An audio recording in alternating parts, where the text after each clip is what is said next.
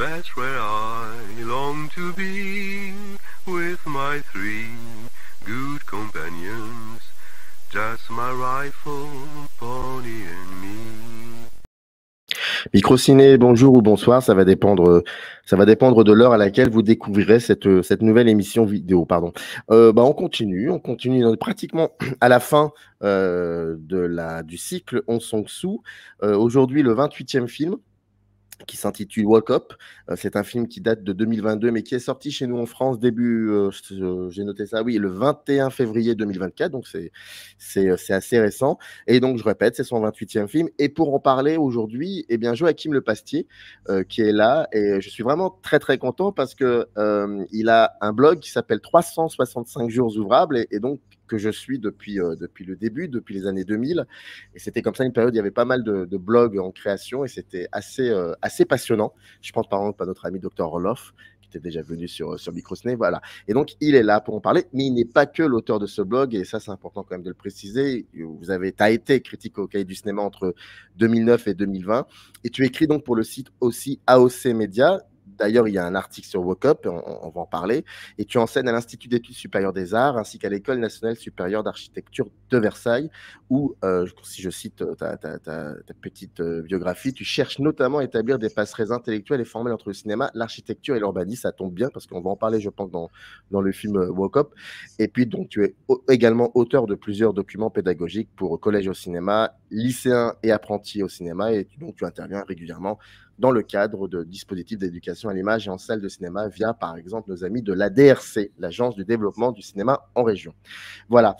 Et tu as bien accepté de venir, pour parler de revenir sur ce film Wake Up, et je suis assez content. Comment vas-tu? Très bien, je te remercie de cette invitation, Samir. Je suis très heureux d'être là, de discuter avec vous. Oui, de parler d'Aung San Suu et de Wake Up, voilà, Enfin, Aung San Suu, un grand cinéaste, chéri de beaucoup de cinéphiles. Question qui n'était pas du tout prévue. Est-ce Oui. qu'il t'est arrivé, par rapport à Aung San Suu, d'avoir des moments de lassitude? Oui, alors, comment dire, je pense que maintenant on en est arrivé à un stade où c'est devenu plus qu'un rendez-vous régulier, parce qu'il y en a parfois plusieurs par an. Et on va toujours les voir plus ou moins, enfin par amitié ou par fidélité. Après, je sais pas si je parlerai de lassitude, mais il y a des films qu'on oublie un peu ou qu'on met de côté, ou mais il suffit, comment dire, des fois il suffit de qu'il y ait un ou deux grands films marquants qui nous accompagnent pendant des années pour que les autres deviennent un peu des satellites. Enfin, comme ça, là en parlant comme ça, j'aime bien cette idée c'est presque une constellation ou un système assez. Ce qui est assez fort, c'est que c'est évidemment un cinéma très modeste dans sa fabrication, mais qui au fur et à mesure qu'il y a une puissance de fabrication et de régénération qui fait que ça crée des systèmes où il y a je pense que chaque spectateur, chaque spectatrice va élire un peu des films de cœur, et puis il y a peut-être des petits films plus plus mineurs qui s'évaporent un peu de la mémoire, etc. Et puis je pense que ça correspond bien aussi à son système où aujourd'hui c'est quand même un cinéaste très identifié qui continue à se renouveler, mais dont les films sont de plus en plus je pourrais presque dire squelettiques, ou en tout cas très c'est des films très courts, très simples, qui sont presque de plus en plus des esquisses en fait. Il y a cette idée de la petite chose qui en fait par sa modestie même devient aussi une forme de revendication très puissante. Et alors ces petites choses, parfois on peut les laisser de côté, parfois au contraire elles peuvent s'imposer. Enfin je trouve que le dernier, In Water, qui est, je pense, c'est vraiment un exemple assez étonnant pour ça, puis c'est à la fois un film très presque évanescent, presque évaporé, et en même temps la puissance et l'audace de sa forme plastique fait que fait qu'il s'impose à nous de manière très forte, je pense. Il y a quelque chose d'assez étonnant, c'est que cela soit des critiques de cinéma, mais Ouais, aussi d'autres types de spectateurs, il y a toujours cet étonnement.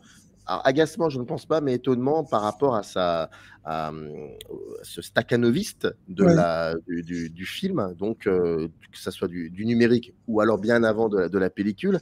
Et parce que tu cites dans ton article un moment Piala, ça me rappelle ouais, une émission où Piala était invité. Il discutait avec Serge Danet, c'était au lendemain, ou alors peut-être à Cannes, je ne sais plus. Bref, c'était l'année où il avait présenté Sous le Soleil de Satan. Et Piala disait, moi, je rêverais de faire comme les cinéastes hollywoodiens des années 40-50, c'est-à-dire de faire un, voire deux films par mmh, an.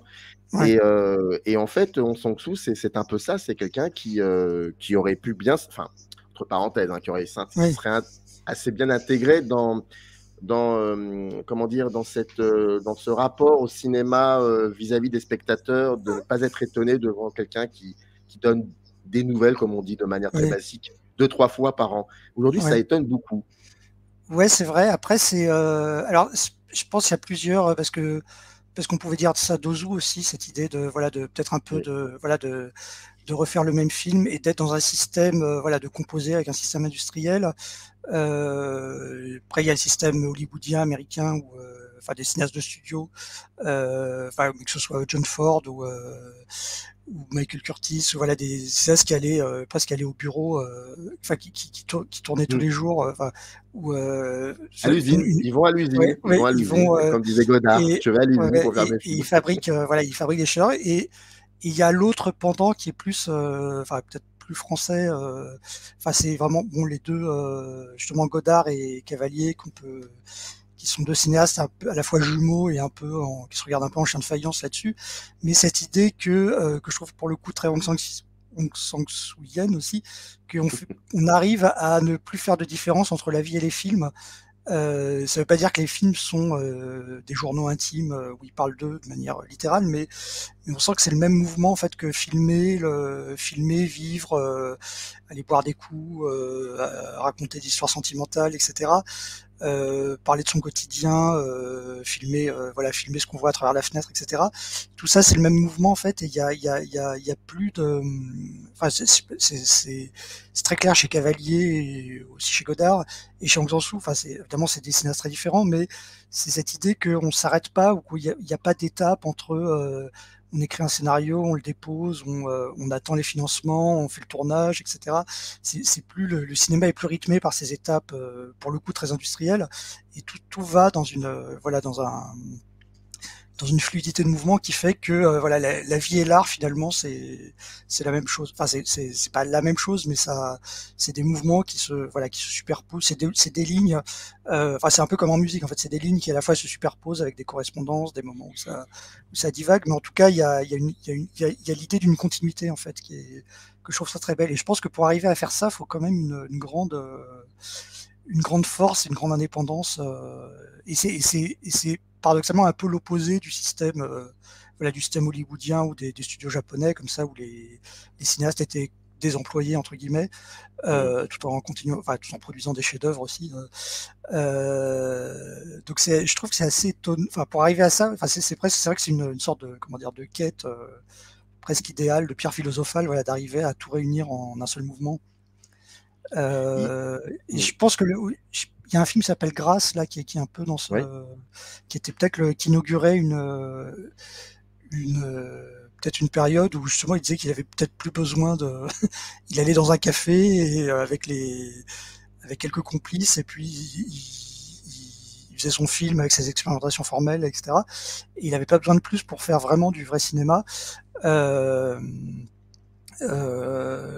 et il allait faire un film comme il allait boire un coup. On a l'impression, enfin, ce genre de, ce côté très, voilà, à la fois que ce moment quotidien, à la fois ordinaire et extraordinaire, qui nous donne un partage. C'est vraiment une très grande force. Il y a un rapport comme ça qui est très promis, hein, on va Ouais, arriver bientôt au film, ouais. hein, promis, promis, promis. Mais Yes. bon, je te tiens, j'en profite quoi. Donc, mais il y a un rapport assez intéressant par rapport à l'économie, à cette économie du cinéma qui renvoie aussi à une période importante dans le registre du documentaire, c'est-à-dire que Ouais. c'était des personnes, je pense surtout aux années 70, 80, je pense Mm. même, allons encore plus loin, dans certains pays du monde, comme les pays d'Afrique, où il y a pas mal de documentaristes qui ont un rapport très organique avec la caméra. On ne se Mm. pose pas trop Mm. la question, il faut qu'on filme, il faut qu'on Mm. montre des Mm. choses. Mm. Et j'ai cette sensation-là. Je ne dis pas que les films de Hong Sang-soo sont des documentaires où Ouais. la question n'est pas intéressante. Pour moi, elle n'est pas intéressante en tout cas. C'est ce rapport organique avec la caméra que Mm. je trouve assez. Je trouve que c'est assez rare Ouais. chez les cinéastes qui font de la fiction. Et de cette manière-là, en tout cas. Mm. Mm. Et de plus en plus Ouais, dans sa c'est vrai. filmographie. Ouais. Ouais. Ouais, c'est vrai, c'est surtout que maintenant il est arrivé, il y a cet aspect aussi, enfin justement sur InWater, il y a une Mm. justification qui est à la fois désarmante et enfin très premier degré, très sophistiquée, qui dit il a une maladie de la vue ou enfin il a eu un trouble de la vue, ce qui fait il nous montre comment il voit les choses floues, etc. Voilà, ou comme si on avait retiré des lunettes, etc. Mais je pense qu'il y a cette idée chez lui de nous faire partager, enfin justement ce qui nous amène à World Cup, cette idée de faire partager une expérience de quelqu'un enfin on va dire qui prend de l'âge ou qui vieillit ou qui arrive à une maturité. Voilà, on sent aussi ce rapport organique non seulement à la caméra mais à sa propre expérience humaine et à ce ressenti de l'âge en fait. Et c'est amusant parce que enfin, un autre parallèle qu'on pourrait faire, enfin ça c'est plus un parallèle d'une expérience de spectateur, mais moi j'ai un rapport très fort, par exemple, au cinéma de Cassavetes. Mhm. Je trouve que c'est un cinéma, ou Piala aussi d'ailleurs, mais où quand on le voit, enfin, moi j'ai découvert à 20 ans quand j'ai commencé, voilà, à m'intéresser au cinéma, et puis quand on les revoit à 40 ans, c'est pas du tout les mêmes. On se souvenait très bien des films, mais on n'a pas du tout les mêmes ressentis parce qu'on n'a pas du tout, enfin, on a, voilà, on a pris de l'âge, on a eu d'autres expériences par rapport à l'âge adulte, par rapport à nos vies sentimentales, etc. Voilà, c'est vraiment des films qu'on voit très différemment suivant les âges. Voilà, et ça veut pas dire qu'ils sont moins bien ou qu'on n'avait pas compris quand on les avait vus à 20 ans. On les avait ressentis très très fort, on avait compris déjà beaucoup de choses. Mais voilà, il y a une espèce de sédimentation. Alors ça, c'est plutôt du côté du spectateur, j'ai l'impression que ça se passe. Et là, j'ai l'impression que cette espèce de sédimentation des âges, elle est plutôt dans sa manière de faire, avec toujours en gardant quelque chose d'un très naïf, enfin naïf au bon sens du terme, mais très très direct, très simple. Et puis on sent on sent le vécu, on sent l'expérience, enfin, les stratifications qui viennent, voilà. Et je pense que ça nous amène à World Cup, parce que c'est vraiment un film. Justement depuis introduction, je pense, voilà, il parle aussi du rapport avec Oui. les jeunes générations en mettant des personnages qui ont 20 ans. Voilà, et World Cup parle de ça. Voilà, de manière un peu étrange d'ailleurs, parce que on a l'impression que enfin, en tout cas, c'est l'entame du film, et puis après le personnage de la jeune fille un peu évacué. Voilà, on se ressent sur le personnage principal et c'est justement pris à différents âges ou différents moments de son existence. Euh... Ouais. Et d'ailleurs, même dans ton papier, Oui, pardon, dans ton texte, si je me trompe pas et si j'ai bien lu, la communication est quand même difficile, hein, oui, entre les deux générations. Comme d'habitude, moi je ne sais pas raconter les oui, synopsis, donc je lis les synopsis et ensuite, comme je dis souvent, je déconstruis le synopsis pendant 1 heure. Donc je vais lire le synopsis qui est très très simple, comme dans pratiquement tous les films de Hong Sang-soo. Byung-soo, un réalisateur, donc emmène sa fille, Young-soo, qui souhaite devenir architecte d'intérieur et pour rencontrer une vieille amie qui travaille dans ce domaine. Là aussi, c'est très ambigu parce qu'en vieille amie et en même temps, on ne sait pas si s'est passé quelque chose. Bon, c'est ça qui est très beau dans le cinéma de Hong Sang-soo. Et donc, cette vieille amie leur présente un bâtiment dont elle s'est occupée. Et Byung-soo, à un moment, doit s'absenter et il revient plus tard. Ça, c'est le synopsis. Et dans ton article, dans ton texte que tu nommes, Coulisses et repentir, ça aussi, on y reviendra à Coulisses et repentir. Voilà comment, je me permets, avec ton autorisation, voilà comment tu commences ton article. À qui demanderait quel serait le fait saillant de ces 25 dernières années de cinéma? On pourrait répondre qu'il s'agit de l'émergence quasi simultanée de deux sagas, phénomènes et toujours ininterrompus, Hong Sang-soo et Marvel. Voilà, donc je ne dis que ça, parce qu'après, si vous voulez l'ensemble du texte, il faut aller sur AOC, je vous invite, il y a le lien dans le descriptif. J'aimerais qu'on rebondisse là-dessus. Marvel, alors, déjà, le mot saga. J'avais jamais pensé à utiliser ce mot saga pour parler du cinéma dans son dessous, mais tu as parfaitement raison. Et écoute, je te laisse rebondir sur ces 3 livres. Ouais, saga, en fait, moi, c'était l'idée. Bon, alors, c'est l'idée d'un rendez-vous régulier comme ça qui crée une saga ou un feuilleton un peu informel avec des personnages qu'on retrouve, etc. Après, c'était c'était un peu une boutade, évidemment, le comparatif Marvel Hong Sang-soo, mais c'était prendre un peu c'est évidemment deux extrêmes de la production. La production mondiale, mais je trouve qu'il y a aussi disons le point commun, c'est l'idée d'un rendez-vous régulier plusieurs fois par an, avec l'idée de la comédie humaine. Enfin, quelque part, on peut dire que c'est. Alors, je vais pas faire de comparatif avec Balzac parce que je connais pas très bien Balzac, mais c'est l'idée de la fresque ou de la comédie humaine où on retrouve il y a des personnages qui reviennent, qui parfois sont à l'arrière-plan, qui reviennent, qui sont au premier plan, etc. Et ça joue beaucoup sur les plaisirs des combinatoires. Et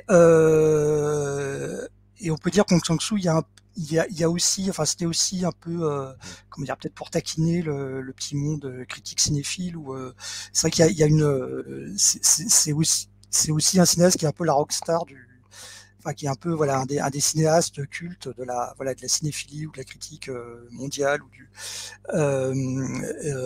sur lequel il y a évidemment, on aime les films, mais on l'aime lui aussi pour ce qu'il est, pour ce qu'il représente. Enfin, il y a une sorte de grande affection qui est presque c'est vrai que souvent il y a une sorte de phénomène de fan. Enfin voilà, il a créé une sorte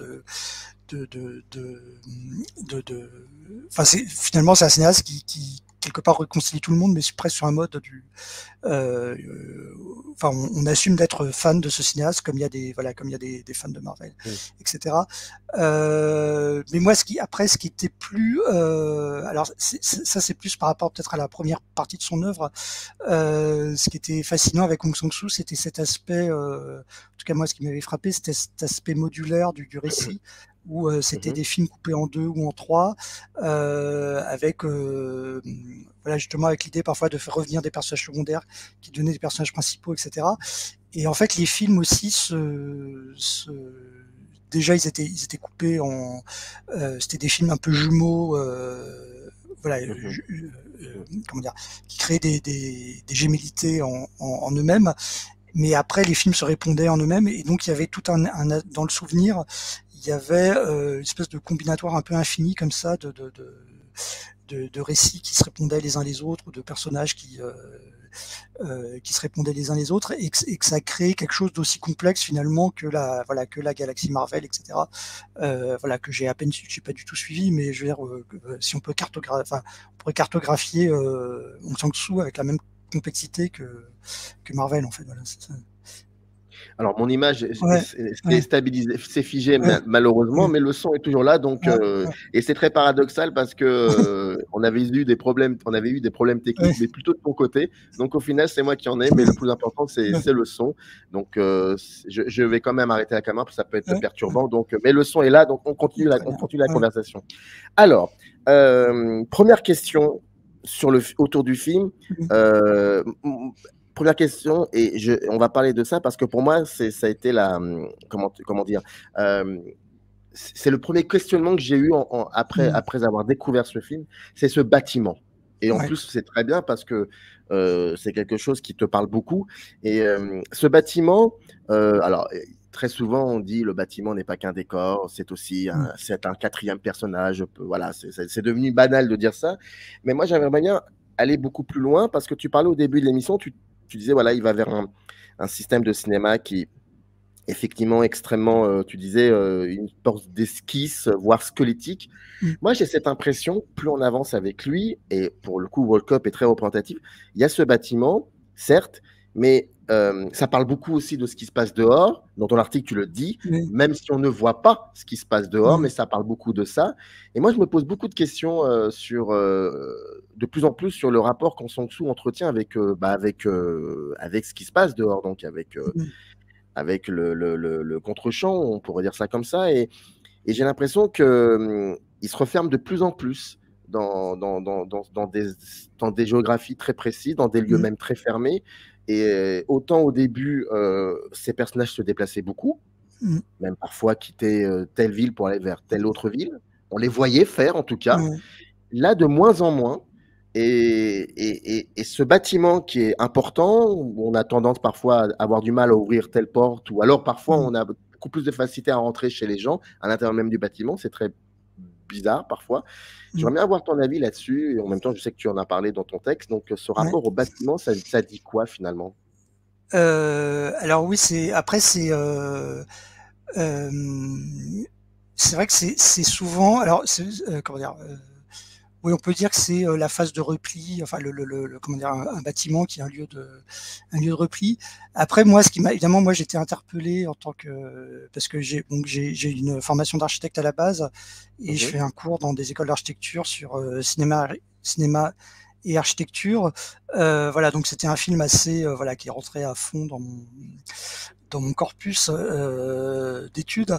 Ce qui m'intéressait beaucoup aussi, c'est que ce que j'aime beaucoup aussi, c'est quand on a un bâtiment qui est pas, enfin justement quand tu dis le rapport entre cinéma et architecture, spontanément on pense spontanément à Metropolis ou à Playtime ou à voilà des décors très spectaculaires et très monumentaux, assez exceptionnels, mais on peut faire aussi des très grands films sur l'espace et l'architecture à partir d'architecture beaucoup plus ordinaire. Et là, j'ai l'impression qu'il voilà, il a eu cette opportunité d'un bâtiment qui est, c'est vrai, ce qui est assez troublant. Je sais pas comment il est tombé dessus. C'est qu'effectivement, il est à la fois assez ordinaire parce que c'est un petit immeuble, mais qui a aussi un petit côté utopique aussi. Enfin, je pense que ça peut avoir avec l'idée du repli. C'est-à-dire que c'est un peu le bâtiment où on est, c'est à la fois un lieu de rencontre, voilà, un lieu social parce qu'il y a le bar-resto au premier, il y a l'atelier où on crée, il y a la maison, la résidence, etc. Et puis il y a la terrasse qui s'ouvre, voilà, où la dernière partie du film s'ouvre vers l'extérieur. Donc c'est aussi un bâtiment un peu métaphorique peut-être des espèces comment dire d'ermitage ou de lieux de comment dire de lieux de voilà de lieux de résidence ou de retraite pour un artiste ou un cinéaste. Et en même temps c'est un bâtiment très concret, et je pense aussi c'est des bâtiments qui évidemment, enfin comme tu dis, évidemment c'est le bâtiment, c'est un personnage, etc. Mais c'est des bâtiments qui donnent des contraintes de mise en scène et qui stimulent la mise en scène peut-être de manière comment dire, même sans être complètement directif. C'est-à-dire qu'on a l'impression que évidemment dans les escaliers il y a pas 50 endroits où il peut poser sa caméra, et en même temps ça crée toujours des plans assez surprenants, des contre-plongées assez étranges. Voilà, il y a évidemment il y a aussi tout l'aspect, comment dire, psychologique de l'espace, c'est-à-dire que quand on parle d'espace, il y a des espaces introvertis, des espaces extravertis, il y a des espaces ouverts, des espaces fermés, donc c'est aussi, c'est-à-dire que l'espace, il a des caractéristiques qui peuvent être qu'on peut transposer à la psychologie des personnages.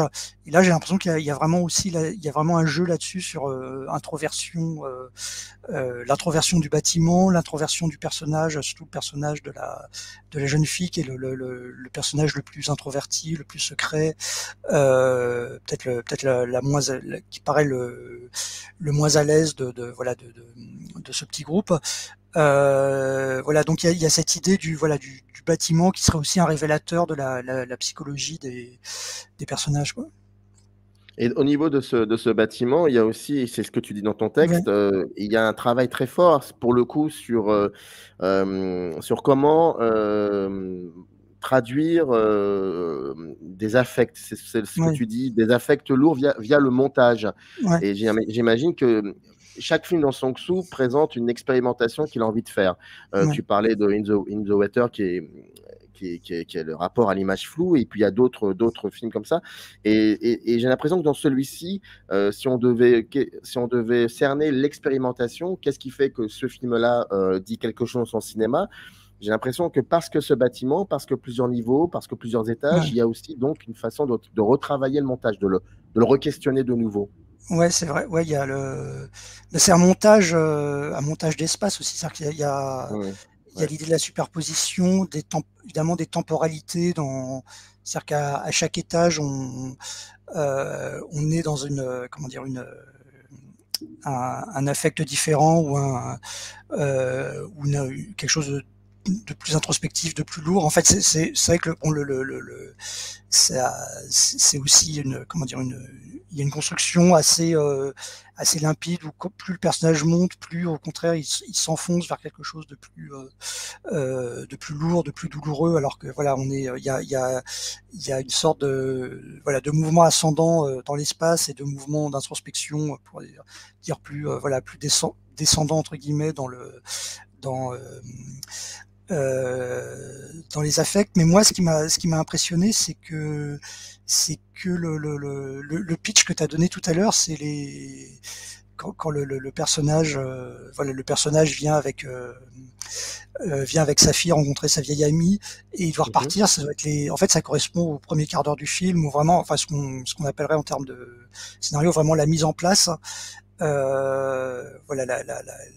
La situation de départ, et qu'après, en fait, au moment du retour, il y a un trouble sur la temporalité, c'est-à-dire qu'on ne sait pas si c'est vraiment dans la continuité dans la continuité, ou si c'est un flashback, ou si c'est une hypothèse ou une histoire qui s'est racontée, ou comme justement comme peut-être les Hong Sang-soo première manière, où il faisait un peu des ou bien, un peu comme le Smoking No Smoking de René.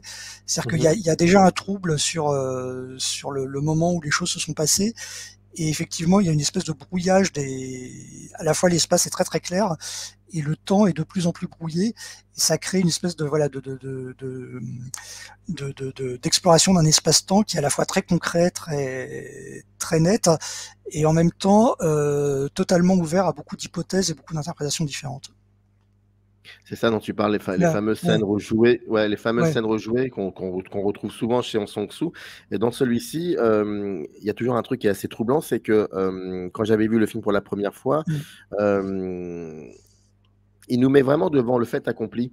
C'est-à-dire mm, qu'à chaque fois, donc, il rejoue les scènes, et puis il y a des choses qui ont changé, qui ont évolué. Je mm, pense par exemple au cinéaste qui, maintenant, à un moment, on comprend qu'il sous-loue mm, un des appartements de ce mm, bâtiment, et qu'il est même en couple avec la restauratrice, si je ne me trompe pas. mm, Mais ça n'est pas dit, on le devine très vite. mm. Et il y a beaucoup de cela. Et dans sa manière comme ça de faire rejouer certaines scènes, de jongler avec la temporalité, il y a, euh, il y a une forme de. Enfin, j'ai trouvé que c'est très.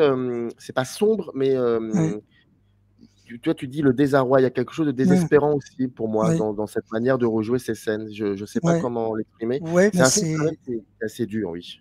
ouais.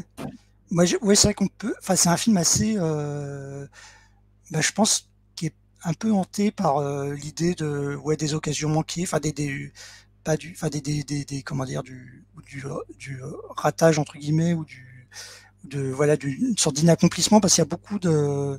C'est vrai que au début, le personnage est présenté comme un cinéaste très, comment dire.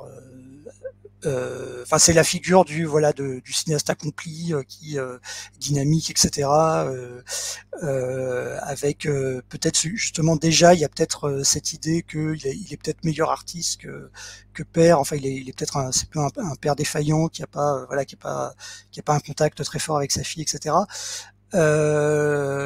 Et plus ça va, plus c'est vrai que on s'enfonce aussi dans quelque chose d'assez velléitaire, puisque c'est aussi l'idée un peu de l'englument dans l'espace de la maison, et de l'idée Mm. on a de plus en plus de mal à sortir de cette maison, justement, et alors qu'on pourrait aller ailleurs, on pourrait aller continuer à aller dans des festivals, etc. Après, là, on rentre vraiment plus vraiment dans la psychologie, voilà, analyse purement psychologique. Mais c'est vrai que peut-être on peut dire aussi que c'est aussi un film où enfin, ce que sous-entend enfin, le film, c'est que c'est peut-être un personnage qui, derrière sa carapace d'artiste et de cinéaste accompli, a fui beaucoup de choses et que là, il est pas, voilà, il doit affronter, voilà, il doit affronter ses manques, enfin, ses manques, ses défaillances, etc. Et que c'est peut-être on peut dire que c'est une sorte de premier pas vers une espèce en tout cas, de mise au point on peut pas dire que c'est une thérapie ou une guérison, mais que voilà, en tout cas, il est plus lucide par rapport à, voilà, il est moins dans la fuite permanente que comment dire, que là où il était, au début du récit. Mais il veut quand même, enfin, il y a un moment, il lui dit Oui, bah, qu'il continuera pas à faire, qu'il arrêtera de faire du cinéma, que le oui, film ne peut pas oui, se faire, donc oui, puis on passe à autre chose. C'est très très sombre. Il y a beaucoup de oui, conversations aussi autour du cinéma, des films, et, euh, et c'est très drôle parce que, enfin, c'est très drôle. Non, c'est pas drôle, mais en parallèle, lui, Hong Sang-soo continue de faire des films. oui, Et oui, c'est ça qui est très intéressant, c'est que dans sa première partie de sa filmo, il y avait toujours à peu près les mêmes personnages, c'est-à-dire soit des cinéastes ou soit des peintres aussi, parce que c'est oui, très important la peinture chez lui, et ou alors des critiques de cinéma et tout. Mais les choses, mais il y avait encore il y avait encore une activité. oui, Et oui, là, maintenant, de plus en plus, on sent que les films montrent des personnages qui sont encore dans leur activité, mais montrent aussi à un moment qu'ils arrêtent, qu'ils oui, cessent cette activité-là. oui, oui, Et de plus en plus, hein, oui, chez lui. oui, Et le film en est un peu le miroir très sombre, alors, je trouve. Donc, ouais. Mais là, dans In Water, justement, il revient à des débutants, des jeunes mais c'est pareil, enfin, qui sont, on revient presque à la base on revient au groupe, au film, voilà, film d'étudiants, au film entre copains, etc. Même si en fait ils ont les mêmes problèmes que, enfin ils ont aussi les mêmes crises d'inspiration, etc.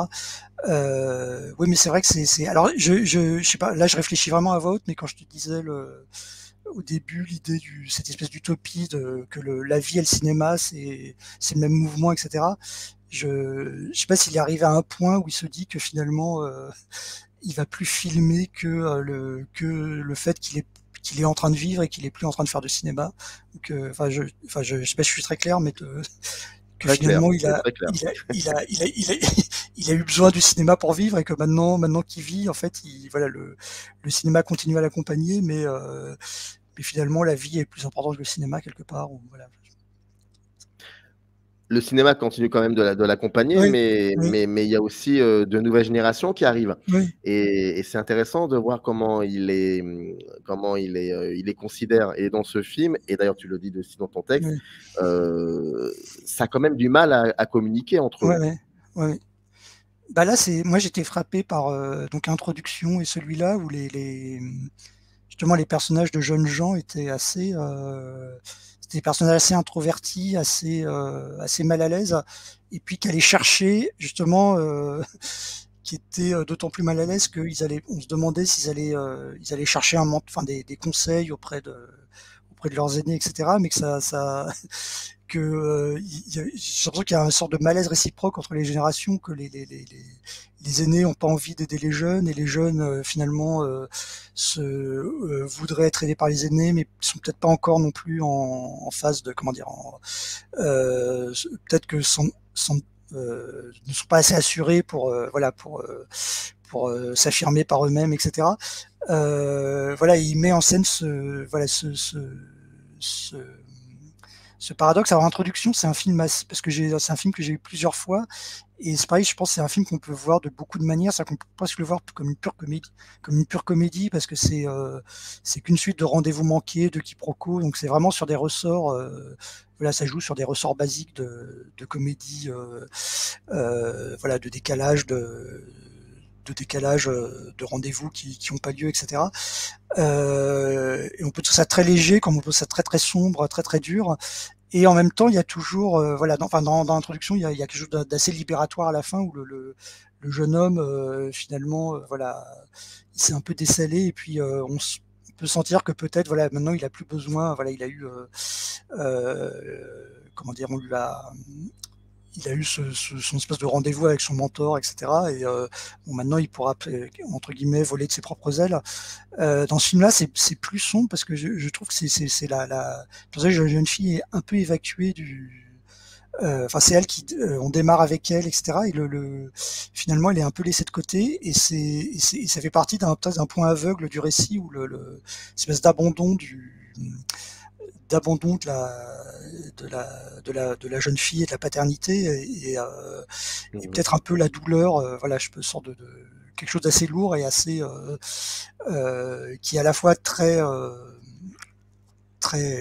marqué, mais aussi un peu esquivé, parce que c'est plus vraiment voilà, comment dire, c'est un sujet un peu, voilà, j'ai l'impression que c'est un peu je sais pas si c'est l'impensé ou l'inconscient du film, enfin quelque chose comme ça qui hante le film de manière assez douloureuse, j'ai l'impression. Tu veux dire que par rapport à un moment où, au tout début, quand le père doit partir Oui, et qu'il tarde à revenir, et oui, d'ailleurs qu'on on le voit pas revenir réellement, ouais, ouais. pour toi, c'est un motif qui est de plus en plus récurrent, et pas que dans ce film, mais peut-être dans la dernière partie de la filmo de Hong Sang-soo, cette espèce de, comme tu dis, d'abandon? Ouais, peut-être. En tout cas, Pas là, j'ai forcément trouvé. pas Ouais, forcément l'abandon au terme de la filiation, hein, ça peut être ouais, aussi sur d'autres aspects. oui. Ouais, peut-être. Après, c'est vrai que c'est un cinéaste évidemment, qui écrit pas de scénario à l'avance, entre guillemets. Enfin, voilà, on sait pas vraiment comment il travaille, mais c'est du cinéma à la fois très maîtrisé et très improvisé. Voilà, il y a peut-être des choses souvent un peu lâches voilà, c'est des récits peut-être un peu troués, ou etc., ou qui laissent un peu de côté certaines choses. Mais c'est vrai qu'en fait, après, c'est vrai que je me rends compte qu'en parlant, on fait un peu on se transforme peut-être un peu en psychanalyste, donc enfin du film, et peut-être incidemment du cinéaste, voilà, de voir ce qu'il a mis comment dire, ce qu'il a mis en place, et puis ce qu'il a pas vraiment traité, etc. Ou alors on a des discussions, pour le coup, ça pourrait être des discussions de commission de scénario, etc. Mais voilà, peut-être que lui, voilà, lui esquive tout ça et voilà, filme de manière assez directe. Alors après, évidemment, les constructions scénaristiques, elles sont peut-être voilà, elles pourraient être à revoir, mais c'est ça qui fait la beauté Du film. ouais, Parlons de la mise en scène. Donc, alors je ouais, rappelle quand même que on parle de Walk Up, qui est ouais, le 28e film de Hong Sang-soo, qui est disponible en DVD Blu-ray, je pense. Et, et par rapport à la mise en scène, ma question va être extrêmement simple. Dans ce film-là, en l'occurrence, comment tu pourrais définir la manière qu'il a, Hong Sang-soo, juste de voir ses personnages, de les ouais. voir. Comment on pourrait définir ça? Ah, euh, après, je trouve que bon, après c'est enfin, comment dire. Euh, Moi, je parle de mon expérience de spectateur. Maintenant, c'est vrai qu'on est très habitué à voilà, Hong Sang-soo, et c'est une sorte de rendez-vous régulier, comme on va avoir des amis, un peu comme à une époque, il y avait le Woody Allen annuel, ou voilà, espèce de rendez-vous comme ça, Mmh. euh, avec des variations, enfin, à la fois un grand degré de reconnaissance à tous les sens du terme, et puis des variations. Après, je sais pas, justement, on se posait, enfin, je pense il y a plusieurs critiques qui se posaient la question de qu'est-ce que quelqu'un qui découvrait Hong Sang-soo avec certains des films, qu'est-ce qu'il en penserait, parce que c'est pas forcément des films, voilà, il y a un côté un peu squelettique, un peu, enfin, justement, quand on n'a pas il y a peut-être un peu peut-être de sous-entendu, dans trop de, comment dire, de sous-entendu, voire de connivence avec voilà, avec cet univers, avec voilà. Après, pour en venir à la mise en scène, moi je trouve que c'est toujours des films quand même d'accompagnement, enfin, c'est-à-dire qu'on est vraiment dans un accompagnement très direct des personnages. Alors moi, peut-être je délire peut-être, mais ce que je trouve fabuleux, c'est toujours dans cette réduction de moyens, c'est comment il arrive à créer des moments justement très simples et très gracieux, avec trois fois rien. Enfin, il y a un plan, moi, justement, un moment qui est le moment avant le basculement, avant le départ du personnage principal, où Mmh. Ils sont tous les trois. Alors je sais plus comment ça. Enfin, en tout cas, je sais plus. Il y a. Alors, je crois que c'est son ami qui joue de la guitare et puis le père et la fille qui sont. Enfin, ils sont tous les trois autour d'une table et il y en a une qui joue de la guitare. Puis à un moment, on entend un digicode parce qu'il y a quelqu'un qui rentre qui rentre dans la salle et puis il y a la sonnerie du téléphone et rien que, alors c'est tout bête, mais la composition sonore entre la mélodie de la guitare, le digicode, la sonnerie du téléphone et puis il y a un panoramique à ce moment-là, je trouve que c'est assez indescriptible, mais il y a quelque chose de très minimal et de très parfait comme ça, de collage d'éléments et sur l'idée du partage d'un moment qui est à la fois anodin et à la fois parfait comme ça. On est vraiment avec eux, voilà, dans quelque chose de sorte de moment suspendu. Voilà, je trouve que la mise en scène est très, c'est juste d'arriver à capter ça. Et on peut dire qu'on c'est toujours, on sait pas comment ça marche. C'est un peu comme, je suis pas un grand musicologue, mais la musique d'Eric Satie, comme ça, où c'est des espèces d'accords, d'arpèges qui ont l'air un peu jetés comme ça, ou gratouillés sur la guitare ou fait au piano, et on sait pas vraiment comment ça fonctionne l'harmonie, mais ça fonctionne. Enfin, c'est des petites choses collées ensemble qui ont une forme de grâce, voilà, assez indescriptible. Et surtout que ça, dans le film, ça arrive juste avant le point de bascule où il doit partir et où justement les choses, voilà, ça va être le début de on va dire le début de quelque chose d'un mouvement plus douloureux. Après, moi, c'était aussi bon. Enfin, je reviens au traitement de l'espace, évidemment. Ce qui était, ce que je trouvais très beau dans le film, c'était évidemment, enfin, toutes les scènes justement dans les espaces intermédiaires, dans l'escalier, les couloirs, ou les scènes où on était au seuil des pièces, et c'est évidemment toujours dans des petits espaces, et on sent qu'évidemment on est très contraint, ces espaces qui contraignent beaucoup la mise en scène a priori, parce qu'on peut pas, voilà, on peut pas poser la caméra dans plein d'endroits, on peut pas faire beaucoup de déplacements, etc. Mais j'avais vraiment l'impression que, enfin, c'était le sens de mon texte, c'était vraiment les coulisses. Toutes ces scènes de transition, c'était des scènes de coulisses à tous les sens du terme. C'était à la fois comme si on regardait son existence un peu comme une pièce de théâtre, ou qu'on était, voilà, qu'on prenait un peu du recul sur, voilà, sur les scènes de notre existence, et on regardait ça un peu d'un point de vue des coulisses. Et en même temps, les choses glissaient les unes sur les autres comme des jeux de coulisses. Et j'ai l'impression que voilà, toutes ces scènes-là étaient très, en tout cas moi ça m'a beaucoup marqué.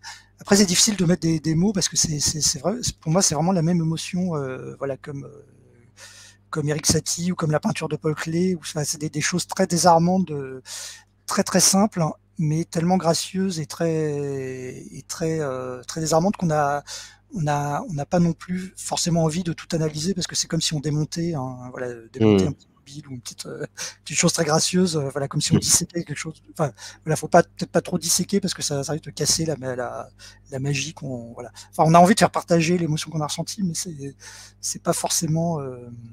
Après, on se demande si elle est peut-être très personnelle et que voilà, c'est pas. On sait pas si elle est forcément communicable, etc. Mais c'est. Enfin, en tout cas, c'est sûr que ça voilà. En tout cas, c'est un cinéaste qui pose cette question-là peut-être de l'analyse ou de la suranalyse, qui risque de casser peut-être un peu la grâce. Oui, c'est exactement ça. Alors, on arrête là. Bon, en tout cas, je pense qu'en 43 minutes, on a eu de quoi. On a eu le temps de dire les choses. Ouais. Donc, c'était Walk Up, c'est le 28e film de Hong Sang-soo, et pour en parler, c'était Joachim Lepasset qui était venu. Je vous rappelle, il est l'auteur d'un texte sur le site AOC Media. Le titre s'appelle Coulisses et Repentir. Vous pouvez le trouver dans le descriptif de cette vidéo. Il y a aussi bien évidemment le blog 365 jours ouvrables. Merci beaucoup en tout cas, Joachim. Désolé pour mon problème technique. On va voir si ça fonctionne de nouveau. Ça ne fonctionne pas. Voilà. Mais je suis là. Je suis toujours là. Et en tout cas, c'est génial, je trouve. C'est un comble. Merci pour ta patience. Merci beaucoup en tout cas. Merci beaucoup à toi, Samir, et à bientôt. Alors. Et à très vite. Générique. In the canyon, that's where I long to be, with my 3 good companions, just my